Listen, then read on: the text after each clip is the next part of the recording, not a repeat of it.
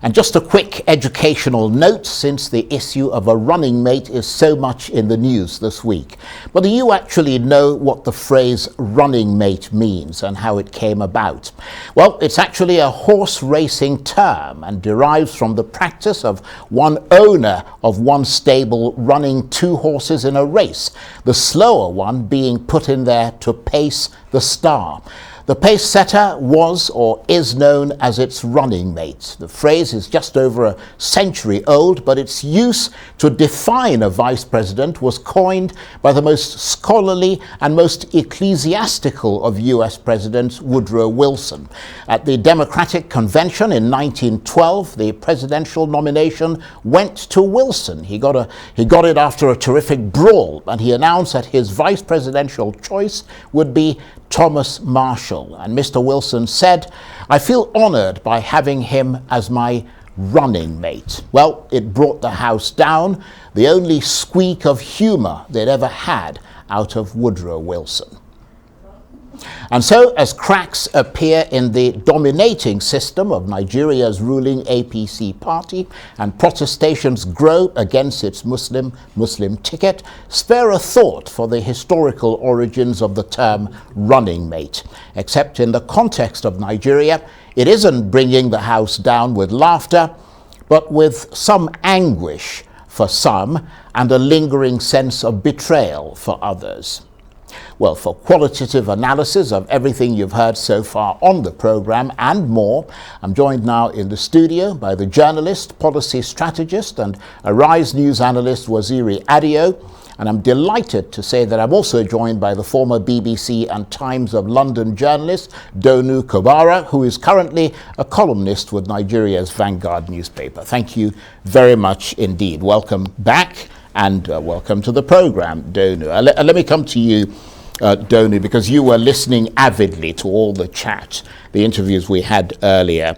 What did you make of the defense put up by Dumebi Kachukwu, who is the presidential candidate of the ADC, about the rather messy primary, which Professor Kingsley Moalu described as corrupt? Well, you know, I can't comment on the wheeler-dealering that went on behind the scenes or the motivations and actions of the people who provided expenses or whatever sums of money were mentioned. But what I will say, my first instinct when I saw the result of the primaries was that the emergence of Kachikwu rather than Mogalu, who is a highly accomplished, internationally respected man of integrity and achievement. I mean, I'm not saying that Dumebi Kachikwu is useless, but I'm just saying, to me, it epitomized the problem with Nigerian delegates. They keep on picking people who are not, by the normal outside world, regarded as superior candidates. This happened in other parties as well. So you had bizarre situations where the most respected candidate was often pushed aside by somebody else. And that's what happened with ADC. So it's reflective, really, of what often happens in this country. Yes. Is what you're saying. Delegates are completely out of step with public opinion, in my opinion. They live in some kind of bubble that seems to be dominated either by, you know, sort of like strange, arcane thought processes that exist only within the boundaries of that party, or by financial inducement, or allegedly. So, you know, I'm sure Dumebi is a wonderful person. I know he's done one or two things in his life, like he has a TV station and stuff. But, you know, how could he beat Kingsley, really, in the real world? Well, let me put that to you, Waziri Adio. You're always down the middle. What are your thoughts on that? Well, you know, there are so many things broken with the system that we're on, especially with our politics. And I think this should give us opportunity to look at things all over again and see where there are opportunities for reform.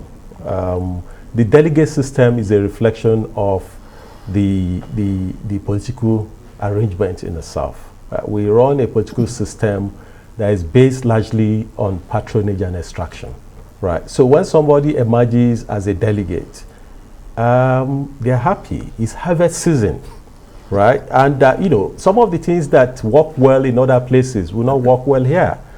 So how do you expect delegates to transport themselves? to the venue to pay for their own accommodation. In Nigeria, how? They will do that for God or for party? So that already leaves room for people to try to induce them, and they're open to inducement. So that is at that level. The second level, even when I also think that sometimes money is overrated in this game, it's a long game. There's a popular saying that Noah didn't build his ark on the day of the flood. So it's not about just being smart, about being internationally respected. It's about getting the arithmetic of delegate election right and engaging with people and those who control them long before the time of the election. So sometimes it's not just about money. It's about the person that has there's more in touch. The connectivity, as it were, because that's what he was saying. That's what Mr. Kachuku was saying. He was saying that he had done the groundwork. But the fact that you have spoken to them doesn't mean that everybody speaks to them. I will run a system where you invite people for a meeting, you have to give them something. You go to meet them, you have to give them something.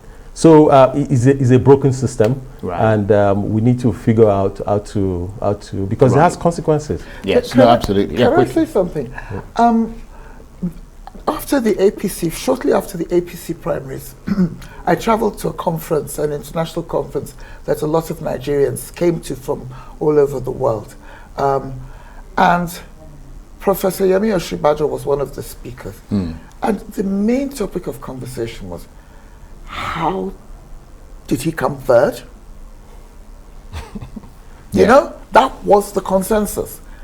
And I was very impressive speaker, I have to say. How did he come third? Behind Jagaban, who I'm sure, I've said has strengths. I've said this in the past, definitely. But, has his considerable weaknesses. And Amici, my former governor, there's a huge quality gap. That's a very interesting point. And let me put this to you as we kind of expand our range of discussion, Donu. We heard earlier today what appeared to be, we saw a report of an alliance between the SDP and the Labour Party in Benue State. I mean, is that confirmed? If so, is that limited to just the two parties in Benue State, which is where the story of the alliance emerged from, or is it nationwide? And how significant is that alliance? The Labour Party and the SDP. Any information about the PDP, which is the governor's party? No, not that. I mean, the story really was about the SDP and the Labour Party. Okay, well that's forming an alliance. Sure. But we still need to be sure that we've got all the confirmations and so on. But it was reported that is what's happening. Well, it's an interesting idea, and Nigeria would not be the first country in which minority parties merge to bolster their strength. Right. What do you think? Yeah, I think it's good development to make the election more interesting. I don't know the strength of Labour Party and SDP in Benue State. I know that PDP is very strong, being the party of the incumbent governor, and APC is also strong because they have this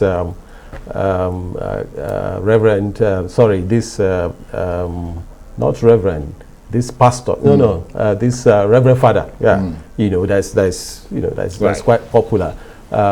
So it will be good for Labour Party and SDP to come together. At least it will enhance, the chance of whoever they are putting forward.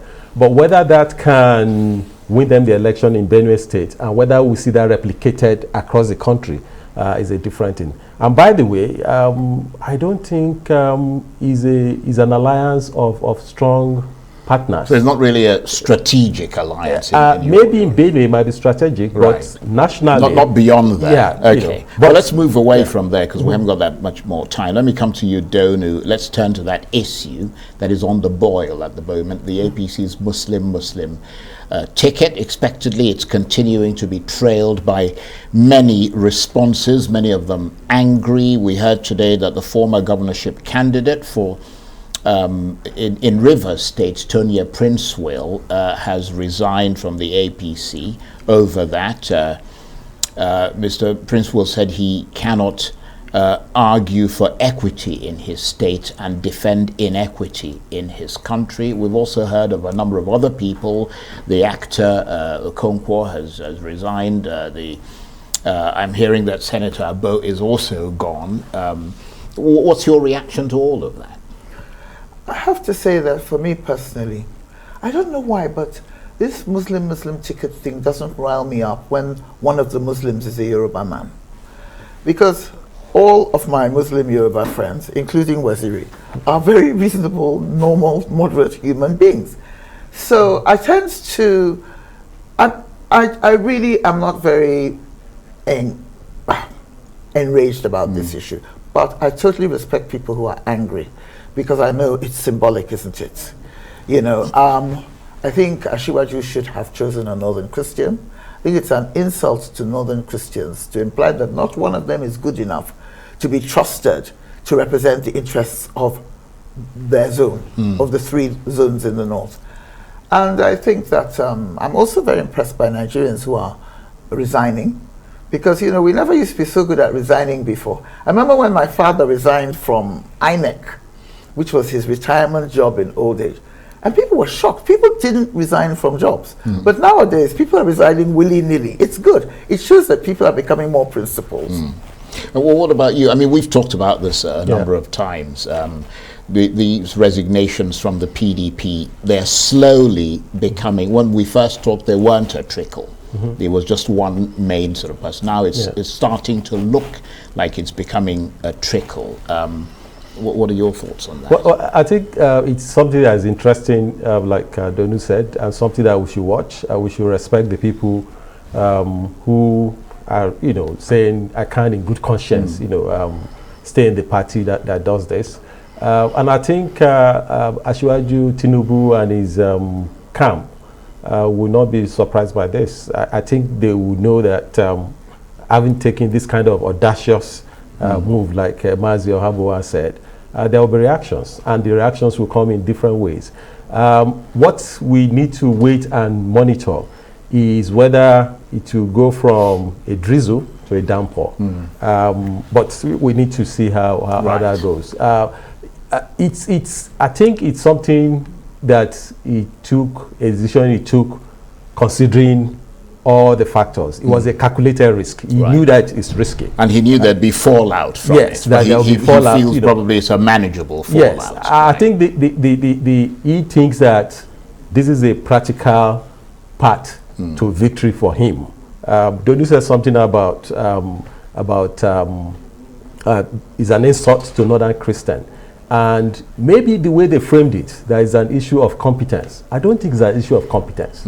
I think what they are thinking is that, having been a Yoruba person who is a minority in the South, if you are a Muslim from the South, you are a minority. Yes.